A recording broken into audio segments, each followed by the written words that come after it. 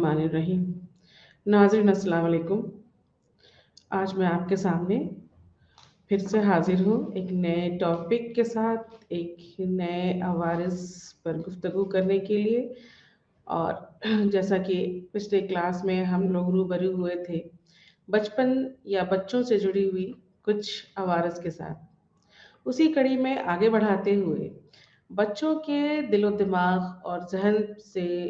जुड़ी हुई जो कुछ बीमारियां हैं, या बच्चे जिस परेशानियों से होकर गुजरते हैं, उनसे जुड़ी हुई कुछ न्यूरो डेवलपमेंट से जुड़ी हुई कुछ बीमारियों से के बारे में हम अपनी जानकारी आप लोगों के साथ बांटेंगे, और उम्मीद है कि आपको उससे कुछ ज़रूर फ़ायदा होगा। तो नाजरीन, बच्चों में न्यूरो डेवलपमेंट की जो के इमराज पैदा होते हैं, तो उनके जहन में वैसे हम सब जानते हैं कि हमारा जो जहन है वो मास्टर है, और उसमें बहुत सारे नर्व्स होते हैं, बहुत सारे उसमें ऐसे हार्मोन्स निकलते हैं जिससे कि हमारा सारा कारोबार जो है वो उससे जुड़ा होता है और उससे ही उसके इशारे पर काम करता है। तो बचपन में कुछ इस तरह की परेशानियां जो बच्चों में देखने को मिलती है, जिससे कि उनके समझने की ताकत में कमी पाई जाती है, पढ़ने लिखने की सलाहियत में कमी पाई जाती है, या काम करने की सलाहियत में कमी पाई जाती है। तो इसकी क्या वजूहात हो सकती हैं, या उन्हें किस किस्म की शिकायत पैदा हो रही है, इसकी जानकारी हम लोग आज करेंगे। और इस कड़ी में आज सबसे पहले दानिशवराना माजूरी के बारे में हम लोग बात करेंगे। दानिशवराना माजूरी, जिसे अंग्रेजी में इंटेलेक्चुअल डिसेबिलिटी कहते हैं। और नाजरीन, हम ये जानते हैं कि हम जितने भी मर्ज और इमराज के बारे में जानकारी हासिल करते हैं, तो नफ्सियात में DSM-5 अभी जो अ, उसका जो क्लासिफिकेशन है उसके हिसाब से हम उसकी जानकारी हासिल करते हैं। यानी कि डायग्नोस्टिक एंड स्टैटिस्टिकल जो मैनुअल है APA का, अमेरिकन साइकोलॉजिकल एसोसिएशन का जो मैनुअल है, उसके हिसाब से किसी भी मर्जे में रखा गया है, इसके तहत ही हम ये जानकारी हासिल करते हैं। तो दानिशवराना माजूरी DSM-5 में एक नया नाम है। इसके पहले इसे मेंटल रिटार्डेशन के नाम से जाना जाता था। मेंटल रिटार्डेशन से यानी कि कहने का मतलब यही है कि हमारे समझ में जब थोड़ी कमी होती है, हमारे जो दिमाग है, जो हमारा दानिशवराना काबिलियत है, उसमें जब कमी होती है, तो उसको हम दानिशवराना माजूरी कहते हैं। और DSM-5 में इसे इंटेलेक्चुअल डिसेबिलिटी कह करके एक बेहतर नाम से नवाजा गया, जिसमें कि ये बच्चों के अंदर पाए जाने वाली जो ज़हानत की कमी है, उसके बारे में बताता है, या उसके बारे में उसकी जानकारी हमें देता है। तो नाज़रीन, अगर हम ये बात करते हैं कि दानिशवराना माजूरी क्या है, तो हमें सबसे पहले ये जानने की ज़रूरत होती है कि दानिशवराना माजूरी किसे कहा जाता है। तो इसमें क्या होता है। तो इसमें किसी शख्स के इल्मी काम करने और महारतों में कुछ हदें होती हैं, बशमूल मवासलात, समाजी और खुद की देखभाल की महारत। यानी कि बातचीत करने की महारत, अपने काम करने की महारत, या समाज में एक दूसरे के साथ समाजी रवैया कायम करने की महारत। तो कुछ कमियां हो सकती हैं। दानिशवराना माजूरी बहुत आम तरक्याती माजूरी है। यानी कि जब बच्चा पैदा होता है, तो उसमें ज़्यादातर ये देखा जाता है कि किसी न किसी किस्म की, किसी न किसी वजह से उसके जहन में उसकी जो समझ है, उसकी जो सलाहियत होती है, उसमें कुछ ना कुछ कमी हो जाती है, जिसकी वजह से उसकी बातचीत करने की सलाहियत, काम करने की सलाहियत, लोगों से मिलने जुलने की सलाहियत, अपने आप को बनाए रखने की जो सलाहियत है, इसमें कमी पाई जाती है। दानिशवराना माजूरी वाले अफराद में आसाबी तरक्की के खसारे होते हैं, जिनकी खसूसियत फिक्री काम करने और मवाफ़क़त पज़ीर रवैये में महदूद होती है। ये माजूरियाँ पैदाइश के वक्त पैदा होती हैं और 18 साल की उम्र से पहले ज़ाहिर होती है। नाज़रीन, यहाँ पर एक बात गौर करना ज़रूरी है कि ये इस किस्म की जो शिकायत होती है, यानी इस तरह की जो दानिशवराना माज़ूरी या जो सलाहियत में कमी पाई जाती है, वो पैदाइशी होती है या पैदाइश के वक़्त से ज़ाहिर होती है और 18 साल की उम्र से पहले होती है। तो दानिशवराना माज़ूरी और ज़हनी इमराज़ ये 2 अलग चीज़ें हैं। ज़हनी इमराज़ हमें किस उम्र के किसी भी हिस्से में हो सकता है। किसी भी उम्र में ये हम ज़हनी अमराज के शिकार हो सकते हैं, लेकिन दानिशवाराना माज़ूरी की पहचान बचपन में ही होती है। पैदा 18 साल की उम्र होते होते तक हमें इस बात की जानकारी हो जाती है कि कोई बच्चा दानिशवाराना माज़ूरी का शिकार हो रहा है। दानिशवाराना माज़ूरी की तारीफ के बारे में अगर हम बात करें तो ये कहा जा सकता है कि American association on intellectual and development disorder 2010 ने दानिशवाराना माज़ूरी की तारीफ के बारे में बताया कि नुमाया तौर पर ज़ेली औसत अमूमी दानिशवाराना फ़ाल एक वक्त में खसारे के मवाफ़क़ाना रवैये के साथ मौजूद है और तरक्की की मुद्दत के दौरान ज़ाहिर होता है। यानी कि जब बच्चा बड़ा हो रहा होता है, उसकी तरक्की हो रही होती है, उस वक्त ये चीज़ें ज़ाहिर होती हैं। तो ये कह सकते हैं कि तरक्की की मुद्दत के दौरान ज़ाहिर होता है, जो बच्चे की तरबियती कारकर्दगी को बुरी तरह मुतासिर करता है। चूँकि ये उसी वक़्त से ज़ाहिर होने लगता है, तो जो बच्चा जब बढ़ रहा होता है, जब उसकी तरक्की हो रही होती है, तो उस वक़्त वो उसके जो और सारे हरकत हैं या उसकी जो तरबियत जिस तरह से होनी चाहिए और उसमें जो तरक्की होनी चाहिए, उसको वो बहुत मुतासिर करता है। तो यहाँ पर ये कहा जा सकता है कि बच्चे की जो सलाहियत होती है, जो ज़हनी सलाहियत होती है, उसमें कमी पाई जाती है। बच्चा दूसरों पर ज़्यादा डिपेंड करता है, बच्चों पर दूसरों के सहारे वो चलने को मजबूर हो जाता है और उसकी अपनी जो सलाहियत है वो ज़्यादा उसको सीख नहीं पाता है।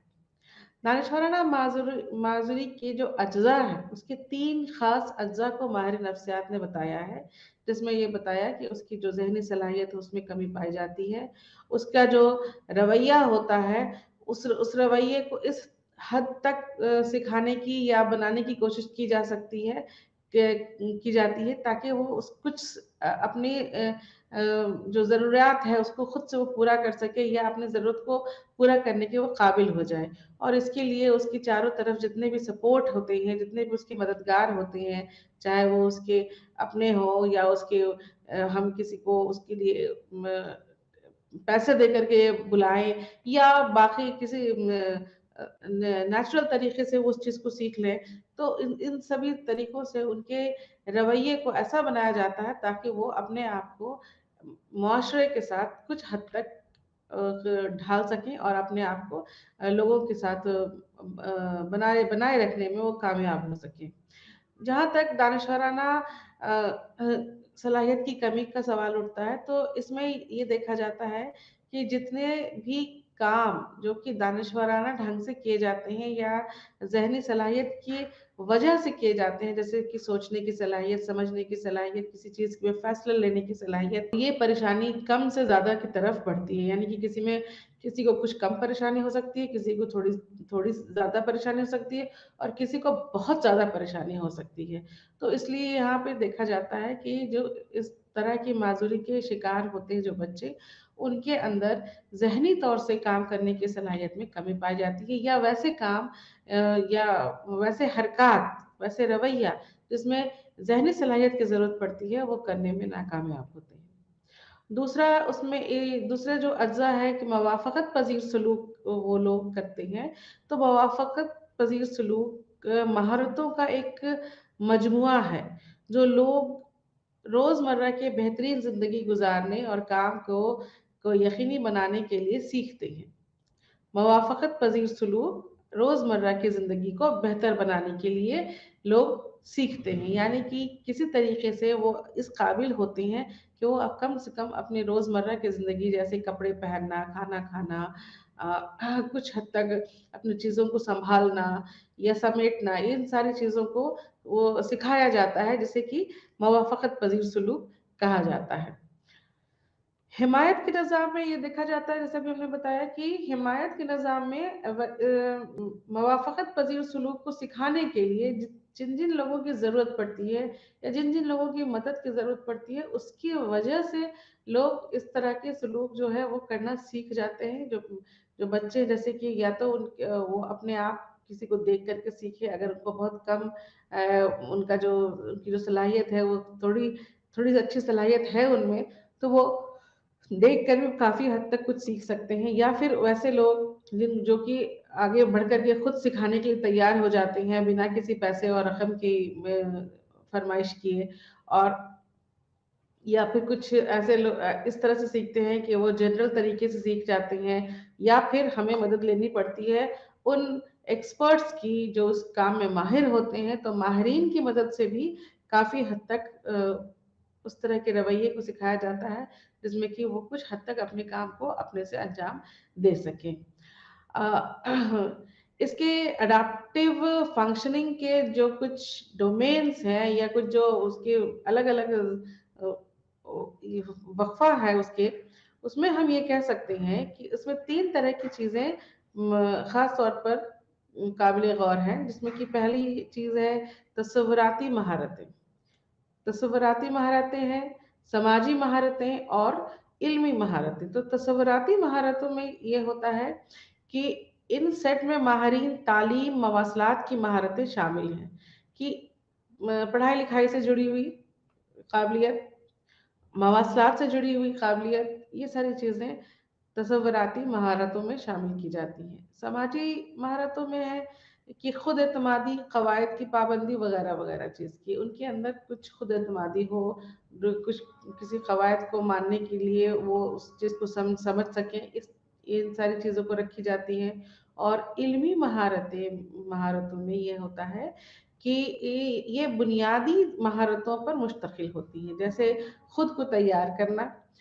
हिफ़्ज़ान सेहत, घर का इंतज़ाम करना, किसी की सेहत और हिफ़ाज़त का ख़्याल रखना वग़ैरह, वग़ैरह। यानी कि अपने बारे में अपने आप को अच्छे तरीके से रखना, दूसरों का भी ख़्याल करना, अपनी चीज़ों को सब सही जगह पर रखना, ये सारी चीज़ें इसमें शामिल होती हैं। इसके अलावा हम यहाँ नाज़रीन आप देख सकते हैं इस अपनी दूसरी स्लाइड में कि इन तरह की जो काबिलियत जो है, ये सारी जो काबिलियत है जिसे हम अडैप्टिव स्किल्स कहते हैं, उसमें जो तसव्वुराती हैं महारतें हैं, उसमें बातचीत, आपकी ज़ुबान, आपकी पढ़ाई-लिखाई, ये सारी चीज़ें शामिल होती हैं। समाजी महारतों में आपका दूसरों से, एक-दूसरे लोगों से मिलना-जुलना, एक-दूसरे से बातचीत करना, लोगों के साथ मिल-जुल कर के उनकी जो मसाइल हैं, उनका हल निकालना, और अपने खाली वक़्त को किस तरीके से गुज़ारना है, ये सारी चीज़ें इसमें शामिल होती हैं। प्रैक्टिकल स्किल जो है उसमें ये आता है कि अपने और दूसरे लोगों के साथ का ख़्याल किस तरह से रखा जाता है, अपनी मदद खुद से करना, अपने रोज़मर्रा की ज़रूरतें या जो रोज़मर्रा की जो चीज़ें हैं उनका उनको सही तरीके से उसका इस्तेमाल करना और सही तरीके से उनको सही जगह पे रखना। अपनी हिफ़ाज़त खुद करना,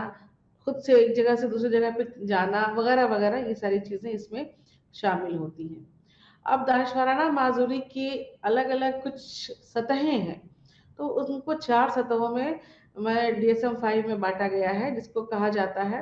माइल्ड, मॉडरेट, सीवियर और प्रोफाउंड। माइल्ड या जिसे हल्की फ़िक्री माज़ूरी कहते हैं, इसमें जो एक ऐसा शख़्स जो पढ़ सकता है, लेकिन उसे समझने में दुश्वारी होती है कि वो क्या पढ़ रहा है, क्या पढ़ता है। वो किसी ऐसे शख़्स की एक मिसाल की नुमाइंदगी करता है जो मामूली ज़हनी माज़ूरी का शिकार होता है। मामूली ज़हनी माज़ूरी के में आईक्यू जो है, जो सलाहियत होती है, जो ज़हन की जो सलाहियत होती है, वो 50 55 से लेकर के 70 तक की होती है। यानी कि एक जो आम सलाहियत होती है, जो ज़हनी सलाहियत होती है, वो 90 से 110 के बीच होती है। तो यहाँ पर 55 से लेकर के 70 के बीच होती है, जिसमें कि वो ये पढ़ तो लेता है, यानी कि उसको इतनी काबिलियत उसकी होती है कि वो पढ़ लेता है, लेकिन समझ नहीं पाता है कि वो क्या पढ़ रहा है, किस लिए पढ़ रहा है, वगैरह वगैरह। तो इसको इसलिए कहा जाता है हल्की माजूरी। इसके बाद एतदाल पसंद फिक्री माजूरी, इसको कि हम अंग्रेजी में मॉडरेट कहते हैं, और इसमें आईक्यू जो है वो 35-40 से लेकर के 50 या 55 तक के बीच में होता है। इसमें इस अफराद के पास मवासलात की मुनसिफाना महारत होती है, यानी कि वो बातचीत कर सकता है, लेकिन वो आम तौर पर पेचीदा सतहों पर बातचीत नहीं कर सकते हैं। पेचीदा सतहों से मुराद यहाँ पर ये है कि अगर किसी बात का की गहराई से हम बात करें, या किसी बात का, जैसे कोई मजाक है या किसी पर कोई तंज है या कोई छीटा कशी है, तो इन तरह इस सारी चीज़ों को वो नहीं समझ सकते हैं। बातचीत तो कर सकते हैं, लेकिन पेचीदी बातों को वो नहीं समझ सकते हैं। उन्हें समाजी हालात और समाजी इशारों और फैसले में दुश्वारी हो सकती है, यानी कि अगर उनसे कोई फैसला लिया लेने के लिए कहा जाए तो वो इसके काबिल नहीं होते हैं, और वो अपने आप को समाज में बहुत ज़्यादा अच्छे तरीके से बना के नहीं रख पाते हैं। अब इसके बाद शदीद फिक्री माजूरी, जिसको सीवियर डिजेबिलिटी कहा जाता है। तो शदीद फिक्री माजूरी में यहाँ पर नाज़रीन आप देख सकते हैं कि इनकी जो आईक्यू है, जो जहनी सलाहियत है, वो 20-25 से लेकर के 35 से 40 के बीच की ही होती है। आप इसी से अंदाजा लगा सकते हैं कि एक शख्स जिसके पास 90 से 110 की सलाहियत है, और एक शख्स जिसके पास 20-25 से लेकर के 35 या 40 तक की सलाहियत है, वो उसकी जहनी सलाहियत में कितना फ़र्क हो सकता है। तो ये लोग सिर्फ बुनियादी सतहों पर ही बातचीत कर सकते हैं। बहुत बुनियादी सतह का मतलब कि बहुत ज़्यादा जो ज़रूरी या बहुत थोड़ी बातचीत जो कहा जा सकता है कि वो कर सकते हैं, उस पर उतनी ही बातचीत कर सकते हैं। वो खुद की देखभाल की तमाम सरगर्मियाँ आज़ादाना तौर पर अंजाम नहीं दे सकते हैं। इसके लिए उन्हें दूसरों की मदद की ज़रूरत पड़ती है, और उन्हें रोज़ाना निगरानी और मदद की ज़रूरत होती है, यानी कि वो अपने काम को भी खुद से अंजाम नहीं दे सकते हैं, और इसके लिए उन्हें रोज़ाना दूसरों की मदद की ज़रूरत पड़ती है। यानी कि जो हमारी जो ज़रूरियात ज़िंदगी है, जैसे कि खाना खाना, कपड़े पहनना, पेशाब या पैखाने की जो कैफियत है, तो इस तरह की चीज़ों के लिए भी वो दूसरों पर, जैसे एक छोटा बच्चा दूसरों पर की मदद चाहता है या दूसरों की मदद के बिना वो नहीं कर सकता है, ठीक उसी तरह चूंकि उनकी आईक्यू उतनी ही होती है, इतनी कम उनकी जो जहनी सलाहियत है वो बहुत कम होती है, इसलिए वो इन सारी चीज़ों के लिए दूसरों की मदद के दरकार होती है उन्हें, और वो दूसरों की मदद के बिना ऐसा अपना कोई भी काम नहीं कर सकते हैं। इशारों पर उनका काम थोड़ा ज़्यादा होता है। अब यहाँ पर जो चौथी सतह है, उसमें गहरी फिक्री माजूरी उसे कहा जाता है, यानी कि अंग्रेजी में उसे प्रोफाउंड कहते हैं, ये कि बहुत ज़्यादा गहरी माजूरी होती है, यानी कि माजूरी का जो सतह है वो बहुत ज़्यादा गहरी होती है, और जितनी चूंकि बहुत गहरी सतह होती है, इसलिए उनकी जो सलाहियत है वो बहुत कम सलाहियत होती है, और वो दूसरों पर बहुत ज़्यादा डिपेंड करते हैं, और उनकी जो आईक्यू होती है वो 20 से भी कम होती है, यानी कि उनकी आईक्यू जो है वो किसी काबिल नहीं होते हैं अपनी सलाहियत के, अब उनके अंदर किसी किस्म की कोई सलाहियत नहीं होती है, और ऐसे माजूरी के जो शिकार जो अफराद को 24 घंटे मदद और देखभाल की ज़रूरत होती है, यानी कि चूंकि वो अपने से कुछ भी नहीं कर सकते हैं, इसलिए एक बहुत, जैसे छोटा बच्चा, जो एक नया बच्चा पैदा होता है, तो ठीक उसी की जैसे उसकी देखभाल के लिए 24 घंटे किसी न किसी की ज़रूरत पड़ती है, उसी तरीके से इस तरह के बच्चों की भी रोज़मर्रा की ज़िंदगी को से निपटने के लिए किसी न किसी की ज़रूरत पड़ती है, और अक्सर इस ज़मरे के लोगों की दिगर जिस्मानी हदूद भी होती है, यानी कि जिस्मानी तौर पर भी वो उनकी जो तरक्की है वो नहीं होती है। ज़हनी तौर पर तो नहीं हो रही है, यहाँ पर आप देख रहे हैं कि ज़हनी तौर पर तो उनकी तरक्की नहीं हो रही है, जिस्मानी तौर पर भी उनकी तरक्की नहीं होती है। अब दानिशवाराना माजूरी के लिए DSM-5 ने कुछ मयार तय किए हैं। ये मयार ये है कि इस मयार में अगर कोई बच्चा, या इस मयार के तहत कोई बच्चा किसी को देखा जाता है या पाया जाता है, तो ऐसा माना जाता है कि वो बच्चा दानिशवराना माजूरी का शिकार है। इसके लिए सबसे पहली बात जो DSM-5 में बताई गई है वो ये बताई गई कि जहनी सलाहियत या जहनी तरीके से जो काम किए जाते हैं उसमें कमी पाई जाती है। जैसे कि अगर आपका बच्चा सोच नहीं पा रहा है, जैसे वो किसी चीज़ को समझ नहीं सक रहा है, किसी चीज़ के बारे में कोई उसके दिमाग में कोई आइडिया नहीं आता है, किसी चीज़ पे वो कोई फैसला नहीं कर पाता है, तो ये सारी चीज़ें ज़हनी सलाहियत की कमी को दिखाती हैं, जिससे कि ये महसूस होता है कि बच्चे में कुछ न कुछ ज़हनी सलाहियत की कमी ज़रूर है। इसके बाद उसके बातचीत करने में, पढ़ने लिखने में, स्कूल का जो उसके जो रिज़ल्ट आता है, जो परफ़ॉर्मेंस होता है, उसके जो कामकाज होते हैं या स्कूल में जो लोगों के साथ उसका रवैया होता है या उसकी जो याददाश्त होती है, उसकी जानकारी होती है, इसमें जो कमी पाई जाती है, उसको वो भी इस तरफ इशारा करती है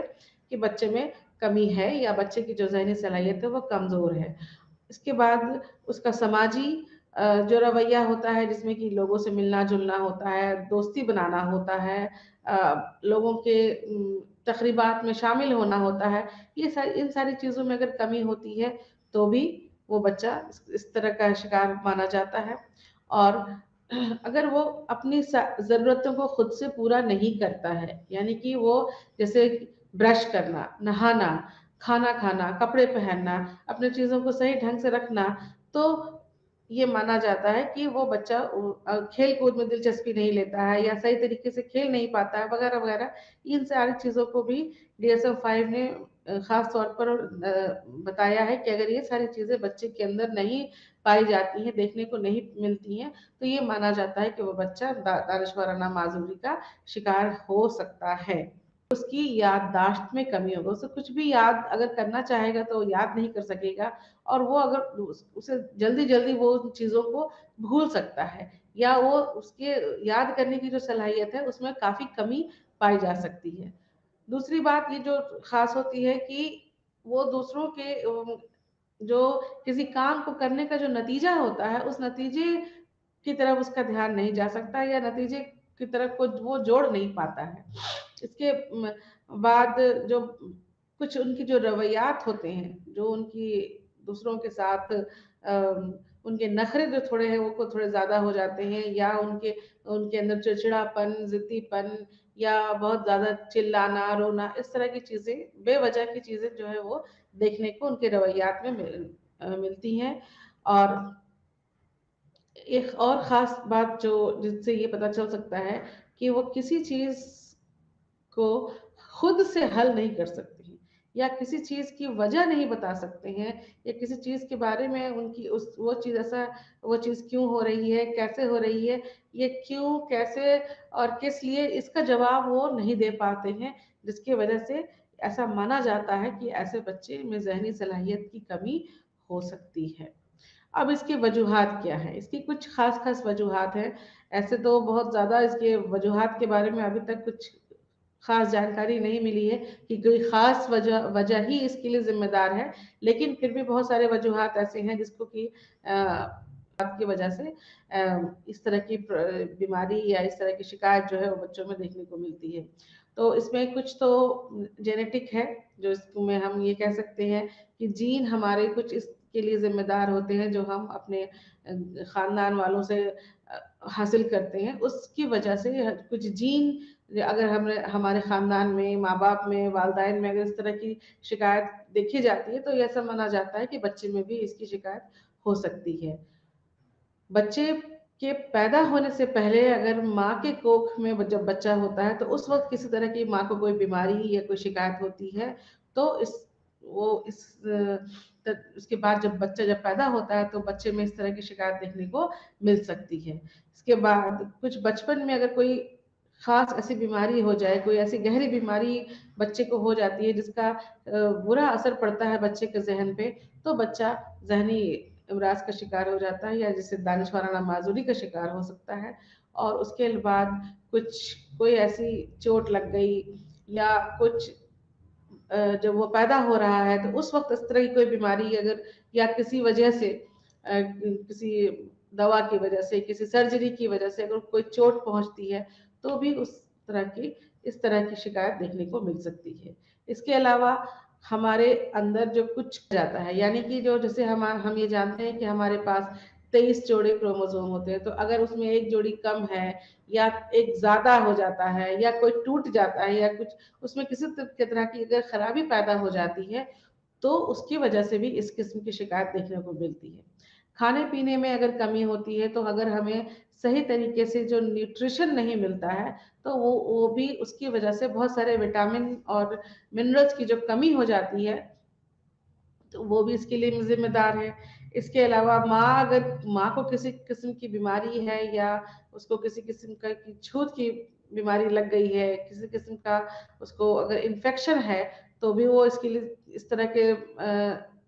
इस तरह की जो शिकायत है उसके बच्चों में देखने को मिल सकती है। और उसके अलावा फिर जब बच्चा जब पैदा हुआ, तो उसके बाद उसमें जो कुछ शिकायत हो जाती है, पैदा होने के बाद जो शिकायत होती है, या बच्चा अगर किसी बीमारी या किसी इन्फेक्शन का शिकार हो जाता है, तो भी इस तरह की शिकायत देखने को मिलती है। खास तौर पर अगर हम जेनेटिक वजूहात की बात करें, तो जेनेटिक वजूहात में कुछ खास वजूहात को माहिर नफ्सियात ने रखा है, जिसमें कि डाउन सिंड्रोम का एक नाम दिया गया है, जिसमें कि एक हमारे क्रोमोसोम की 21वें जोड़ी में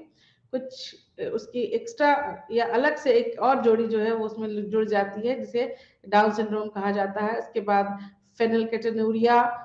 क्या एक है, जिसमें कि फेनोलाइन नाम का जो एंजाइम है उसकी उसकी जो कमी हो जाती है। और इसके अलावा कोई अगर आपका जो क्रोमोसोम है जो कमजोर हो जाता है, जिसे जिसको फ्रेजाइल एक्स सिंड्रोम कहा जाता है, ये बहुत सारी वजूहात जो कि जेनेटिक होती हैं, यानी कि जीन के जरिए ही हमारे अंदर घर कर जाती हैं और हमारे बच्चे इस तरह की बीमारी के शिकार हो जाते हैं। अगर माँ ऐसी कोई हामला औरत जो कि माँ बनने वाली है, और अगर उसको शराब की आदत है या उसको शराब की उसके खाने पीने में शराब शामिल होता है, तो उसका असर बच्चे के ऊपर पड़ता है और बच्चे के अंदर इस तरह की शिकायत होती है। और बच्चे का को के अंदर किस तरह का कोई माँ को इसके अलावा कोई और बीमारी हो जाती है, या जैसे रूबेला और सिफिलिस नाम की जो बीमारी होती है, वो बहुत खतरनाक बीमारी साबित होती है। या फिर और किसी किस्म की शिकायत या एलर्जी से अगर वो माँ जो है वो उसमें अगर मुब्तला हो जाती है, तो भी बच्चे को इस तरह की शिकायत का सामना करना पड़ सकता है। पैदाइश के वक्त अगर बच्चा अपने वक्त से पहले पैदा हो गया, या उसका जो वजन होता है बच्चे का, अगर वो जो वजन जो स्टैंडर्ड वेट है उससे अगर कम होता है, तो वो एक वजह होती है। या एक और ख़ास वजह जो बहुत ज़्यादा आम तौर पर देखने को मिलती है कि अगर जब बच्चा पैदा हो रहा होता है, तो उस वक़्त जो उसके पैदाइश के वक़्त जो परेशानी माँ को उठानी होती है बच्चे को पैदा करते वक़्त, तो उसमें जैसे किसी किस्म की चोट लग जाना, या किसी किस्म का कि जैसे ऑक्सीजन की कमी हो जाती है बच्चे को, या किसी किस्म का कि औज़ार से उसको अगर नुकसान पहुँच जाता है, तो इस तरह की शिकायत देखने को मिलती है। इसके अलावा इसमें कुछ अलग-अलग तरह के इन्फेक्शंस जो है वो भी ज़िम्मेदार होते हैं, जैसे मेनिंजाइटिस है, इंसेफ्लाइटिस है, काली खाँसी है वगैरह जो है वो भी अगर हो जाती है, तो उससे बच्चे में जो परेशानी होती है, तो वो दानिशवाराना माज़ूरी का शिकार हो सकता है। सर में अगर किसी किस्म की चोट वगैरह लग जाती है, तो उसकी वजह से भी ज़हनी सलाहियत में कमी हो जाती है और बच्चा इस तरह की शिकायत का शिकार हो जाता है। अब इसका इलाज क्या है कि अगर इस तरह की शिकायत हो जाती है या बच्चा इस तरह की बीमारी में या इस तरह की तकलीफ में मुब्तला है, तो उसका इलाज क्या है? तो इसका इलाज ज़्यादातर यही बताया गया है कि ऐसे तो कुछ दवाएँ हैं, जो कि दवा है कि कुछ दवाओं की मदद तो ली ही जाती है, लेकिन रवैयात और समाजी तरीके से ही हम इसको काफ़ी हद तक दूर कर सकते हैं, या उस बच्चे के अंदर कुछ सलाहियत या कुछ काबिलियत सिखा करके, या उनको उनको ट्रेनिंग दे करके इस तरीके की कुछ हम बना सकते हैं, ताकि वो अपने रोज़मर्रा की ज़िंदगी को के काम जो है कम से कम उतना कर सकें, या दूसरे लोगों पर जो उनकी डिपेंडेंसी है वो कुछ हद तक कम हो जाए, और वो अपने आप काम को ज़्यादातर अंजाम दे सके। तो यानी कि यहाँ पर ये चीज़ें हैं कि अगर हम इसका इलाज करना चाहें तो पूरी तरीके से इलाज तो इसका मुमकिन नहीं हो पाता है, लेकिन काफ़ी हद तक अगर उसके अंदर माजूरी की जो सतह है, अगर वो हल्की सतह है या उसके अंदर थोड़ी हल्की से थोड़ी थोड़ी कम है, तो उसको काफ़ी हद तक कुछ सिखा करके, कुछ उनको ट्रेंड करके इस काबिल बनाया जाता है कि वो अपने रोज़मर्रा की ज़िंदगी से निपट सकें। लेकिन जिनकी जो माज़ूरी बहुत ज़्यादा है, उनके लिए हर वक़्त ये 24 घंटे मदद की ज़रूरत पड़ती है और उनको हमेशा किसी न किसी तरह की मदद से ही उनको उनके काम को अंजाम दिया जा सकता है। अब नाज़रीन, जब बात दानिशवराना माज़ूरी की है हो गई, यानी कि हमने ये जान लिया कि बच्चे के अंदर इस किस्म की ज़हनी सलाहियत में कमी पाई जाती है, तो क्या बच्चों में सिर्फ़ इसी किस्म की कमी पाई जाती है या दूसरी और किस्म की भी कमियाँ होती हैं? इसी कड़ी में कुछ और ऐसी कमियों की तरफ माहिर नफ्सियात ने नज़र डाली है, जिसमें कि सलाहियत में, बच्चे की सलाहियत में, ज़हनी सलाहियत में कोई कमी नहीं होती है, लेकिन बच्चे के रवैयात में या बच्चे की का जो अलग-अलग परफ़ॉर्मेंस होता है, जो उसका जो पढ़ाई की तरफ या अलग-अलग काम की तरफ या समाजी रवैया जो होता है, उसमें कुछ कमी पाई जाती है। इसी कड़ी में एक बहुत ख़ास या बहुत ज़्यादा मशहूर बीमारी का नाम है ऑटिज़्म। हमारे ज़मीन पर जिसमें ये दिखाया गया था कि बच्चे का जो रवैया होता है, वो जो अलग तरह का रवैया करता है, उसकी वजह क्या हो सकती है, और उसकी वजह के जवाब में ये बताया गया था कि वो बच्चा एक तरह की शिकायत, एक तरह की ज़हनी प्रॉब्लम का शिकार था, जिसका नतीजा था कि उसके रवैया में या उसकी जो परफ़ॉर्मेंस है, उसमें कुछ कमी पाई जा रही थी, और वो बच्चा फिर किस तरह से आगे बढ़ जाता है या फिर उसके अंदर वो बच्चा कैसे अपने आप को कामयाब करता है। तो अगर हम बात करते हैं कि ऑटिज़्म के बारे में बात करना चाहते हैं, तो सबसे पहले ये सवाल आती है, जो ज़हन में आता है, वो है कि है क्या? कि आखिर क्या चीज़ है ये? तो ये एक ऐसी हालत है जो ये मुतासिर करती है कि एक शख्स किस तरह से सोचता है, महसूस करता है, दूसरों के साथ बातचीत करता है और अपने माहौल का तजुर्बा करता है। वरना यहाँ पर ये है कि ऑटिज़्म में ये देखा जाता है कि वो अपने ढंग से सोचता है, अपने ढंग से लोगों से बातचीत करना चाहता है। और ऑटिज़्म स्पेक्ट्रम डिसऑर्डर दिमाग में इख्तलाफ की वजह से एक तरक्याती माजूरी है, यानी कि जहन में कई तरह के इख्तलाफ पैदा होते हैं, जिसकी वजह से इस किस्म की माजूरी जो है वो पैदा होती है। ऑटिज़्म स्पेक्ट्रम डिसऑर्डर एक आसाबी और तरक्याती आर्जा है जो मुतासिर करता है कि लोग किस तरह दूसरों के साथ ताअम्मुल करते हैं, बातचीत करते हैं, सीखते हैं और बर्ताव करते हैं। यानी कि ऑटिज़्म में ये चीज़ें बताई जाती हैं या ये देखा जाता है कि लोगों का अपने तरीके से वो दूसरों से बातचीत करते हैं, ताअम्मुल करते हैं, लोगों के साथ वो किस तरह से सीखते हैं। इसके जो बहुत सारे अक़साम बताए गए हैं, माहिर नफ्सियात ने बताया है कि इसकी ऑटिज़्म कोई एक तरह की चीज़ नहीं है, इसलिए इसका नाम दिया गया है स्पेक्ट्रम डिसऑर्डर, यानी कि एक छतरी में के जैसे बहुत सारे लोग आ जाते हैं या उसका जो उसकी जो जगह है वो बहुत फैली हुई होती है। तो उसी तरीके से इसमें भी इसके बहुत सारे अक़साम बताए गए हैं, जिसमें कि pervasive development disorder, autistic disorder, Asperger disorder, children disintegrative disorder और रेट सिंड्रोम को खास तौर पे जगह दी गई है। इसकी भी कुछ सतहें हैं, यानी कि इसका भी कुछ अलग-अलग लेवल है, कम, ज़्यादा और बहुत ज़्यादा। तो इसके 3 लेवल बताए गए हैं कि सबसे पहला है कि इसमें जो पहली जो सतह है इसकी, उसमें किसी न किसी की मदद की ज़रूरत पड़ती है। यानी कि कोई भी इस तरीके का जो समाजी काम है या लोगों से मिलना-जुलना है और किसी चीज़ को अगर अंजाम देना है, किसी काम को करना है, तो उसमें आपको किसी न किसी की मदद की ज़रूरत पड़ती है। जो दूसरा लेवल है, उसमें कि जो समाजी मेल-मिलाप है या समाजी जो रवैया है, वो कुछ हद तक कम हो जाता है और बहुत ज़्यादा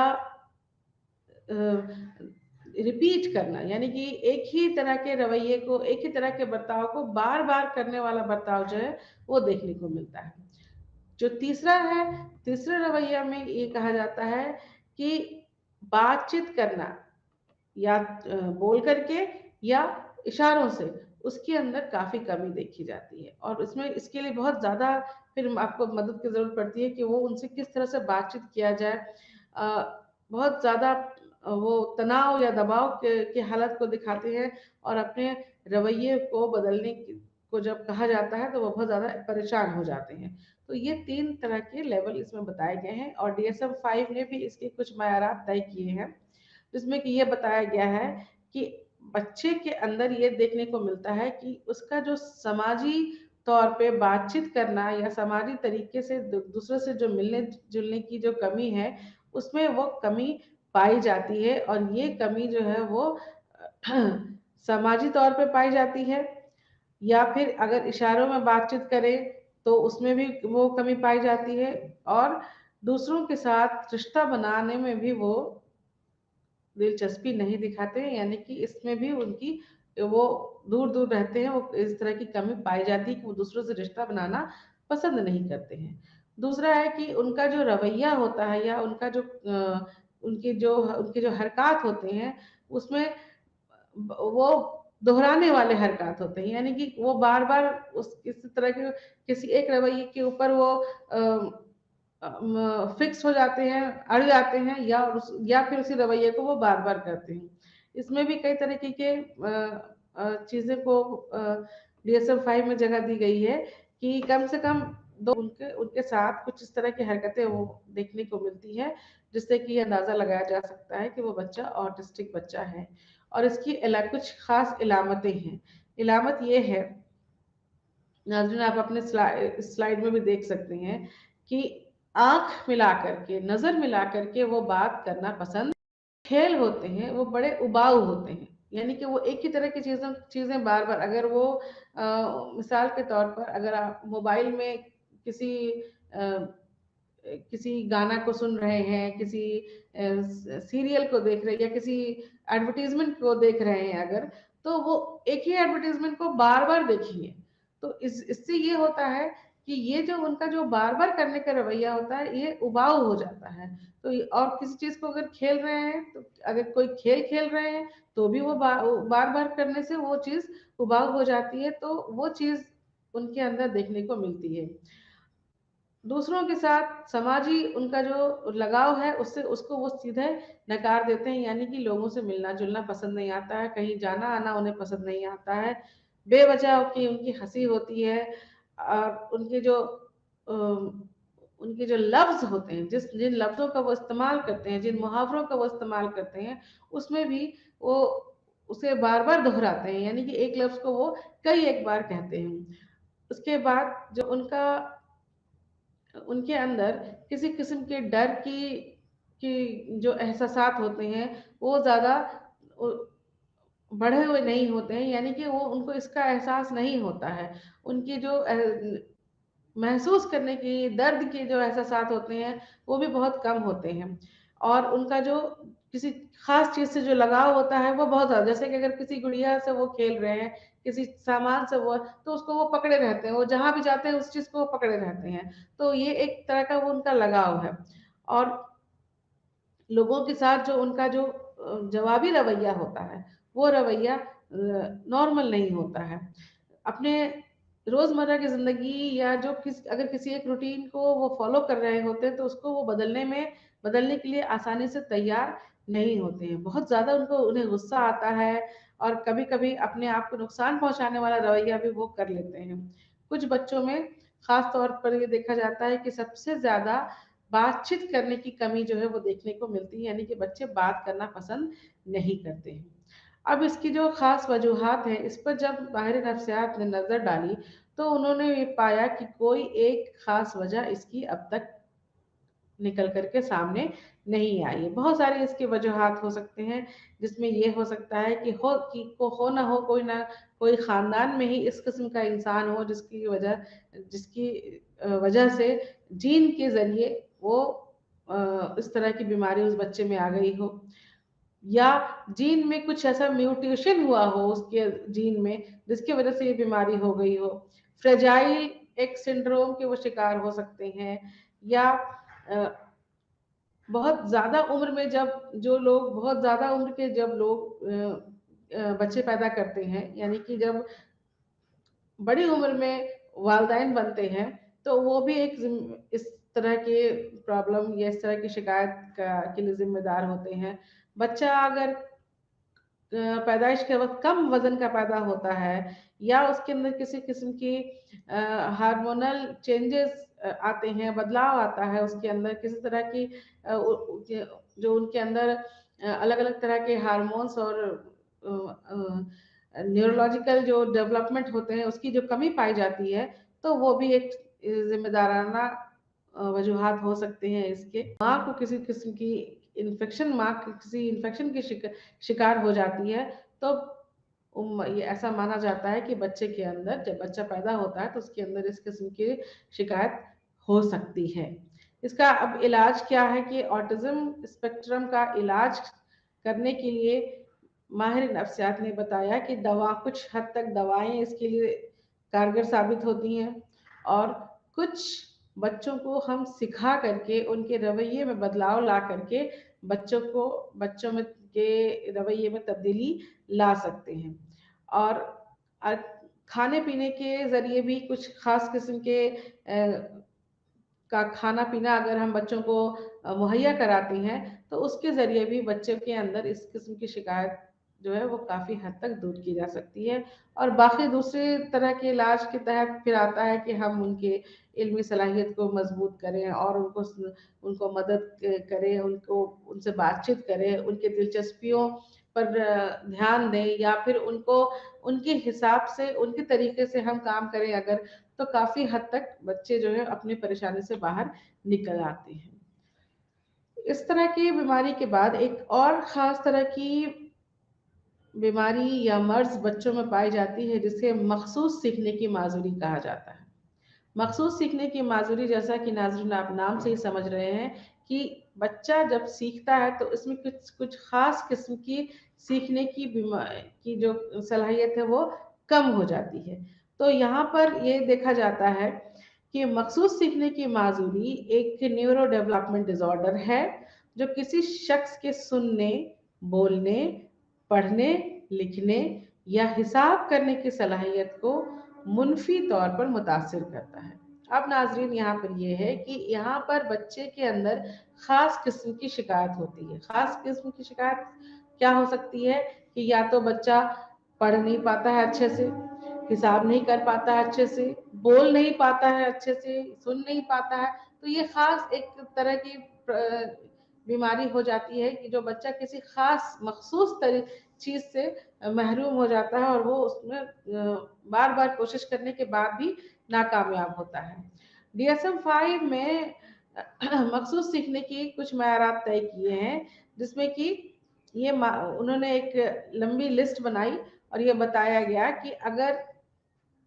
किसी बच्चे में इस तरह की बीमारी का एक भी, कम से कम एक भी, अगर उसकी अलामत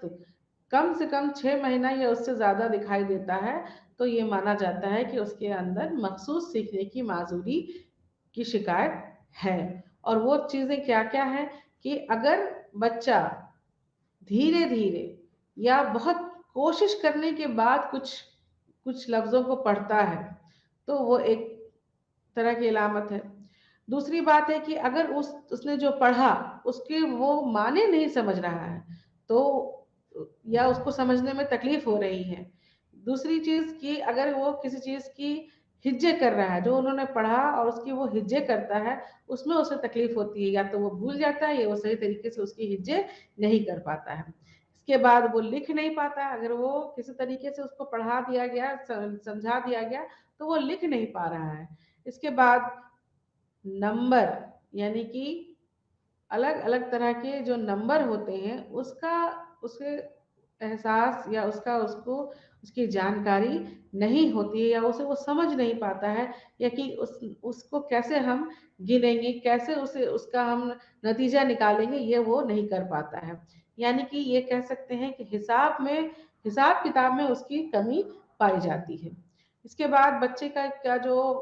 स्कूल का जो रिजल्ट होता है या जो नतीजा होता है, उसमें वो बच्चा जो है वो काफ़ी पीछे होता है, या उसका जो पढ़ाई लिखाई का जो की जो सलाहियत होती है वो कमज़ोर हो जाती है, कम पड़ जाती है। सीखने की सलाहियत में कमी आ जाती है, बच्चा स्कूल जाना नहीं चाहता है, या फिर वो स्कूल में उसका जो रवैया होता है, या उसके जो हरकत होते हैं, वो उसमें बहुत सारी शिकायतें होती हैं, वो बच्चा उसको करने के काबिल नहीं होता है। इन सारी चीज़ों में से अगर एक चीज़ भी पाई जाती है, तो ये माना जाता है कि बच्चा जो है इस तरह की बीमारी का शिकार हो जाता है। और इसके बहुत सारे ख़ास अक़साम माहिर नफ्सियात ने बताए हैं, कि जिसमें बताया गया है कि इसमें उसके अलग-अलग नाम दिए गए हैं। जैसे कि सबसे पहले डिस्लेक्सिया। तो डिस्लेक्सिया क्या होता है कि पढ़ने-लिखने की सलाहियत में कमी होती है, यानी कि बच्चा पढ़ नहीं पाता है सही तरीके से, उसके जो लफ्ज़ होते हैं, उसकी जो ज़ुबान होती है, उसमें उसको तकलीफ़ होती है, परेशानी होती है, और वो बच्चा जो है सही तरीके से हिज्जे नहीं कर सकता है, सही तरीके से उसने जो पढ़ा उसमें उसके माने नहीं समझ सकता है, वगैरह-वगैरह। यानी कि पढ़ने-लिखने से जुड़ी हुई जो परेशानियाँ हैं, वो इस तरह की परेशानी में शामिल होती हैं। किसी चीज़ को बच्चा अगर सुनता है, तो वो सुन कर के उसको समझ नहीं पाता, समझ कर के उसको वो बोल नहीं पाता है, तो इस तरह की शिकायत को डिस्लेक्सिया कहा जाता है। डिस्लेक्सिया के बाद डिसकैलकुलिया, एक दूसरा नाम है डिसकैलकुलिया, जिसमें कि हिसाब बनाने की सलाहियत में कमी होती है, यानी कि बच्चा किसी चीज़ को गिन नहीं सकता है, जोड़ नहीं सकता है, घटा नहीं सकता है, यानी कि उसको उन चीज़ों की सलाहियत जो है वो या तो बहुत कम होती है या बिल्कुल नहीं हो पाती है, या उसको समझने में काफ़ी वक़्त लग जाता है। तो जिन बच्चों में इस किस्म की शिकायत देखने को मिलती है, उसे डिस्कैलकुलिया नाम की बीमारी, हम कह सकते हैं कि वो बच्चा डिस्कैलकुलिया नाम की बीमारी का शिकार हो रहा है। इसी इसी तरह से डिस्ग्राफिया, एक दूसरा नाम है डिस्ग्राफिया, जिसमें कि लिखने की सलाहियत में कमी आती है। बच्चा जो है वो सही तरीके से लिख नहीं पाता है, अ, या उसे लिखने में बहुत तकलीफ होती है, बहुत धीरे-धीरे लिखता है, या कुछ छोड़ के लिखता है, या बहुत उल्टा। अक्सर ये देखा जाता है कि आम तौर पर भी ये स्कूल में या बच्चों की जब हम परवरिश कर रहे होते हैं, जब उनसे सिखा रहे होते हैं इब्तिदाई तौर पे, तो देखते हैं कि बच्चा बी और डी हमेशा उल्टा लिख देता है। अगर उससे हम कहते हैं कि छोटा बी, जो अंग्रेजी का जो लेटर है, अगर छोटा बी और छोटा डी, तो अक्सर ज़्यादातर बच्चों में देखा जाता है कि इस किस्म की जो परेशानी है, वो बच्चे जो है वो दिखाते हैं कि वो उल्टा लिख देते हैं। फिर धीरे-धीरे उनको मशक करने के बाद वो भले वो सीख जाते हैं, लेकिन अगर वो बच्चा डिस्ग्राफिया का शिकार है, तो इस किस्म की बहुत सारी शिकायतें वो बच्चा दिखाता है, कि जिसमें कि ये देखा जाता है कि उसको लिखने से जुड़ी हुई परेशानी का सामना करना पड़ता है। इसके बाद जो चौथी परेशानी है, वह उसको कहा जाता है नॉन वर्बल लर्निंग डिसेबिलिटीज। तो यहाँ पर ये देखा जाता है कि इसमें बच्चों का जो बातचीत के बगैर कि जो इशारतन हम लोग जो बात करते हैं, या जिसमें हम लफ्ज़ों का इस्तेमाल नहीं करते हैं, उसे समझने में वो नाकामयाब होते हैं। चेहरे के हाव-भाव को जिस्म के ज़रिए, जैसे कि अगर हम रूठ करके उधर बैठ जाते हैं, तो बच्चा वो समझ नहीं पाता है। हमने कहा कुछ नहीं, लेकिन हम मुँह घुमा कर के दूसरी तरफ अगर बैठ जाते हैं, तो दूसरे लोग तुरंत समझ जाते हैं कि कोई हमसे नाराज़ है, या अगर कोई हमसे बात कर रहा है, उसका हम जवाब नहीं दे रहे हैं, तो भी समझ में आता है कि वो सामने वाला इंसान हमसे नाराज़ है, इसलिए बात नहीं कर रहा है। लेकिन ये समझने की सलाहियत इन बच्चों में नहीं होती है। यानी कि इस तरह की जो चेहरे के भाव से या बिना कहे जो कुछ बातें कही जाती हैं, या इशारे के तौर पर जो चीज़ें कही जाती हैं, ये चीज़ों को समझने की सलाहियत उनके ज़हन में नहीं होती है, और बच्चा इस तरह की बीमारी का शिकार हो जाता है। इसके भी कुछ ख़ास वजूहात माहिर नफ्सियात ने बताया कि आखिर ऐसा क्यों होता है। तो इसके बारे में बताया गया है कि 2 वजह बहुत ख़ास होती हैं। एक तो जीन्स हमारे, जिसको हम हेरिडिटी कह लेते हैं, या और दूसरा है हमारा मुआशरा, हमारा जिसे एनवायरनमेंट हम कहते हैं। तो जीन्स को तो हम अपने वालिदैन अपने ख़ानदान वालों से हासिल करते हैं, इसलिए उसमें हम अपनी तरफ से कुछ नहीं कर सकते हैं। तो उसमें उसके ज़रिए हमारे अंदर इस तरह की जो सलाहियत है वो अपने आप कम हो जाती है। ऐसा देखा जाता है कि अगर जिनके माँ-बाप के अंदर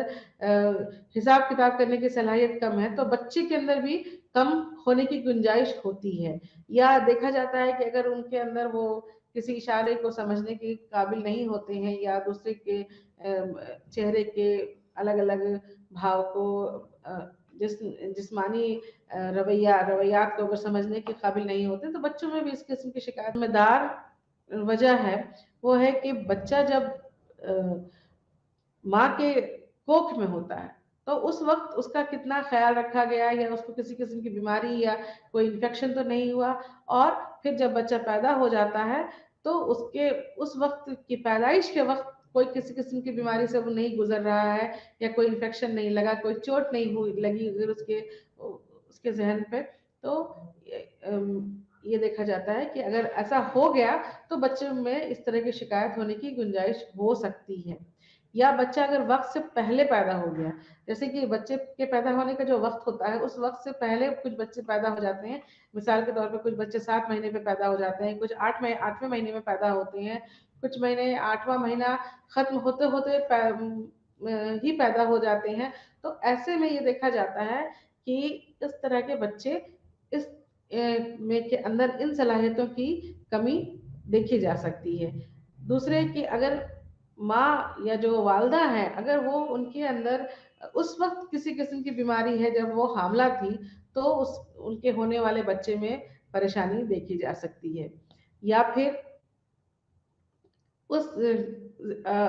वो बच्चा जो जब पैदा हो गया या जब पैदाइश के तुरंत बाद उसको किसी किस्म का उसके साथ किसी किस्म का हादसा हो गया, किसी किस्म की चोट लग गई, किसी किस्म का उसे नुकसान हो गया, तो भी इस किस्म की शिकायत देखने को मिलती है। इसलिए इसमें इस तरह के बीमारी की जो वजूहात है उसमें सबसे ज़्यादा हेरिडिटी और मुआशरे को शामिल किया गया है। अब मखसूस सीखने के माजूरी का कुछ जो इलाज है, उस इलाज में ये है कि सबसे पहले तो हम उसको ये जानकारी हमें हासिल करना होता है कि किस किस्म की शिकायत हो रही है, किस किस्म का बच्चा जो रवैया दिखा रहा है, उससे वो किस तरह की बीमारी का शिकार। तो सबसे पहले हमको ज़रूरी होता है कि हम उसको जानें और समझें कि वो बच्चा किस किस्म की शिकायत जो वो दिखा रहा है। उसके बाद अपने रवैये से या फिर बच्चों को कुछ सिखा करके हम उसे उसकी ट्रेनिंग दे करके उसको इस तरह की भी शिकायत से दूर कर सकते हैं कि बच्चे के अंदर जो अलग-अलग किस्म की बीमारी या अलग-अलग किस्म की जो सलाहियत में जो कमी हो रही है, यहाँ पर नाज़रीन ये कहा जा सकता है कि सलाहियत में कमी है, क्योंकि बच्चा पढ़ नहीं पा रहा है, लिख नहीं पा रहा है या वो गिन नहीं पा रहा है, जोड़ नहीं पा रहा है। तो यहाँ पर ये अलग-अलग किस्म की सलाहियत है, तो इस सलाहियत को बढ़ावा दिया जा सकता है या फिर कुछ और अलग-अलग तरीके से, यानी कि कुछ दवाओं की मदद से भी हम इन बच्चों की जो शिकायतें हैं उसको काफ़ी हद तक दूर करने की कोशिश कर सकते हैं। तो नाज़रीन, यहाँ पर आप इस किस्म के बचपन से जुड़ी हुई जो कुछ बीमारियाँ थी, उससे हम आज रूबरू हुए, जिसमें कि सबसे पहले तो हमने गुफ्तगू की दानिशवराना अ,